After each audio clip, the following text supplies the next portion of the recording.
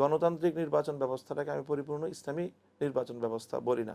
গণতান্ত্রিক পদ্ধতির বলতে আমি শুধু গণতান্ত্রিক নির্বাচন পদ্ধতিকে বলছি। গণতন্ত্র তো শুধু আসলে নির্বাচন পদ্ধতি না, গণতন্ত্রের অনেকগুলি বিষয় আছে। গণতন্ত্রের অন্যান্য অনেকগুলি বিষয়ের সাথে শতভাগ ইসলাম ডিফার করে, ইসলাম ভিন্ন মত পোষণ করে। বিশেষ করে গণতন্ত্রের যে সার্বভৌমত্বের যেই এই এটা আছে, সার্বভৌমত্বের যে ধারণা, সেই জায়গাটায় কিন্তু ইসলামের সাথে শতভাগ গণতন্ত্রের বিরোধ আছে। বাকি নির্বাচন ব্যবস্থার জায়গায় ইসলাম প্রদত্ত নির্বাচন একটা ব্যবস্থা আছে, গণতন্ত্র আরেকটা নির্বাচন ব্যবস্থা দিয়েছে। সেই গণতান্ত্রিক নির্বাচন ব্যবস্থাটাকে আমি পরিপূর্ণ ইসলামী নির্বাচন ব্যবস্থা বলি না। তবে গণতান্ত্রিক নির্বাচন ব্যবস্থায় এই অংশগ্রহণ করার বৈধতা বিভিন্ন আলোকে ইসলামিক স্কলাররা, মুফতি এবং আলেম ওলামা তারা দিয়েছেন। সেই আলোকে আমরা গণতান্ত্রিক প্রক্রিয়ায় নির্বাচনে অংশগ্রহণ করে থাকি। আমাদের গণতান্ত্রিক প্রক্রিয়া নির্বাচনে অংশগ্রহণ করাটা এটা মূলত আমরা একটা দাওয়াতের পদ্ধতি হিসেবে অবলম্বন করি। আমরা মনে করি নির্বাচনের সময় সকল মানুষ নির্বাচনমুখী থাকে।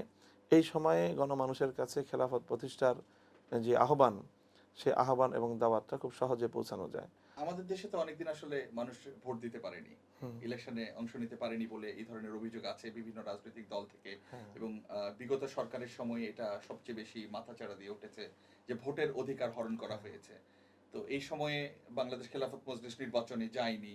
তার আগে খেলাফত মজলিস থাকাকালীন সময়ে বিএনপির সঙ্গে একটা জোট হয়েছিল। হ্যাঁ, এখন আপনারা নির্বাচনটাকে কিভাবে চান?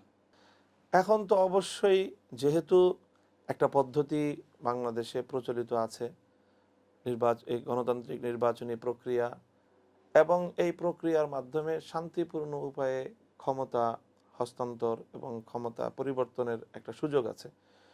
এছাড়া অন্যান্য যে সকল প্রক্রিয়াগুলো অবলম্বিত হয়, সবগুলোর তুলনায় এই প্রক্রিয়াটাকে আমরা নিরাপদ এবং শান্তিপূর্ণ মনে করি।